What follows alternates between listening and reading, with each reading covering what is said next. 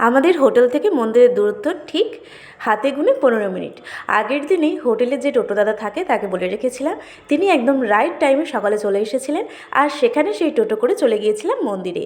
এই দোকান থেকে আমরা ডালা নিয়েছি। ডালা শুরু হচ্ছে 21 টাকা, 51 টাকা, 108 টাকা, যে যেমন পুজো দেবেন মাকে।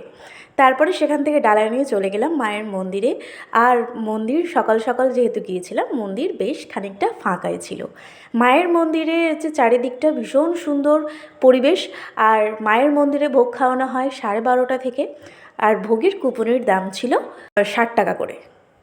আমরা সকলেই জানি কঙ্কালীতলায় মায়ের কোনো মূর্তি পুজো হয় না, মায়ের ফটো রয়েছে, মায়ের ঘটে পুজো করা হয়। সেখানে হচ্ছে পুজো হচ্ছিল, আর আমরা খুব ভালো করে পুজো দিয়েছি, সকালবেলা পুষ্পাঞ্জলি দিয়েছি। মন্দির থেকে তারপর চলে গেলাম এই কুণ্ডলীর সামনে। কথিত আছে এই যে কুণ্ডলীটা রয়েছে, এই কুণ্ডলীর সামনে মায়ের যে দেহাংশগুলো ছিল সেগুলো এই কুণ্ডলীতে পড়েছে, যার ফলে সেই কুণ্ডলীগুলো এখন সেই পাথরের মতন হয়ে গেছে। আর সেগুলোকে বছরান্তে পুজো করা হয়, পুজো করে আবার সেই স্থানে রেখে দেওয়া হয়। মন্দিরের একদম পাশেই রয়েছে খোয়াই নদী ধারে, সেখানে বেশ কিছুটা সময় কাটিয়েছি। আজকে ভেবেছিলাম যে শনিবার যেহেতু মন্দির খুবই ভিড় হবে, তবে না, ঠাকুরের আশীর্বাদে মন্দিরটা হচ্ছে বেশ ফাঁকা ফাঁকাই ছিল। আর আমরা খুব ভালো করে পুজো দিয়েছি, ভীষণ সুন্দর করে একদম পুষ্পাঞ্জলি দিয়ে পুজো দিতে পেরেছি।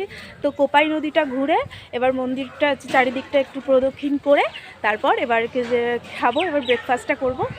গাছটা বড়ই অদ্ভুত দেখতে, যেন মনে হচ্ছে শিব ঠাকুরের সেই জটার মতন দেখতে। আর এই গাছে ওই মানতের সেই যে ঢিল সেগুলো বাঁধা হচ্ছে। এখন মন্দিরটা বেশ ভালোই ভিড় হয়ে গেছে। অনেকটা জায়গা নিয়ে মন্দিরটা রয়েছে, আর ভীষণ সুন্দর, আর একটা হালকা হাওয়া দিচ্ছে। ওয়েদারটা যে কি যে ভালো না, যে কি বলবো, জাস্ট অসাধারণ। মন্দিরের একদম পাশেই লাইন দিয়ে প্রচুর খাবারের দোকান আছে, আর সেখানে চপ, মুড়ি, ঘুগনি, লুচি, চা প্রচুর কিছু পাওয়া যাচ্ছে। আমরা নিয়েছিলাম লুচি আর সাথে ঘুগনি। আমাদের প্লেট নিয়েছিল 30 টাকা করে, আর টেস্টও খুব ভালো ছিল। দেখা হচ্ছে পরবর্তী পার্টে। দেখার জন্য চ্যানেলটাকে সাবস্ক্রাইব করে রেখো।